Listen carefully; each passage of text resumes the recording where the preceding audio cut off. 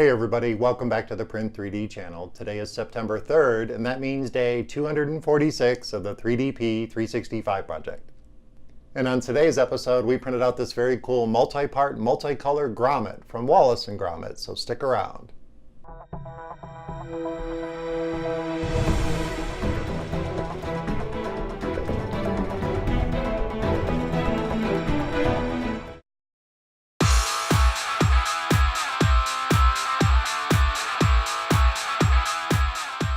Hey everybody, welcome back, and thank you for joining me here for day 246 of the 3DP 365 project. On today's episode, we printed out Gromit from Wallace Gromit, and this is a very cool multi-part, multicolor 3D print. And ours turned out awesome. I am very happy with the results. This is such a cool model. There is Wallace, it is included with the download, but I only wanted to print Gromit for today. And our print turned out very, very good. We are using 4 different colors of MatterHackers Pro Series PLA. We use some of the blonde for the body parts. We use brown for the ears and the tail. And we use black for the nose and white for the eyes, obviously. And all of our prints turned out really, really good. I am super happy with the results. It's only about an 8-hour print, so it's not too bad. And I ran the body part and the head part together, and I did run it a little bit slow. I think I ran it out at 35 millimeters per second.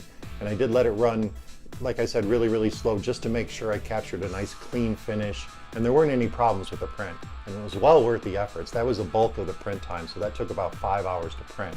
And like I said, it turned out awesome. I am very happy with the finish on the body part and the face. The ears themselves, I printed those out with the tail piece, and I did have a little bit of a problem with that part of the print. The first print, the first attempt, I should say, the tail part popped off the print bed because it's got a really small footprint. And I only used a skirt, I didn't use a brim for that part. So I stopped the print and I removed the tail section from my little build plate and I resent it back over to the gMax 1.5 XT Plus with just the ears, and I used a brim and they printed out perfectly. So to print the tail, I actually did something different. I used one of my little helper discs and I put 2 on the print bed, so I would have 2 so the extruder could move between the 2 of them and have time to cool off the plastic. Because the problem was I think with the retraction settings and moving between the 3 parts in the first print, it just kind of picked it right up off the print bed. So by using the brim, and then I used that little helper disc to kind of separate them, and I didn't want to have the extruder sliding across the print bed, because I'm sure you're familiar with when you're printing a brim on small parts that are separated, the extruder doesn't actually lift up between each section of the brim that it prints down. It just drags across, which isn't really that good, and there should be a fix for that in the G code. And I'm sure if somebody has one, they could leave it down in the comment section below. But I was able to print out the tail pieces and they turned out great. The next parts I printed out were the nose pieces and the 2 little irises of the eye, the black parts. And I printed those out at a 0.16 millimeter layer height at 25 millimeters per second, just to make sure these little eye parts turned out good. And then I printed out the little white eye parts, and I also printed those with Wallace's eye parts because I wanted to make sure I had time for the PLA to cool down between the little printing, because they're tiny little parts.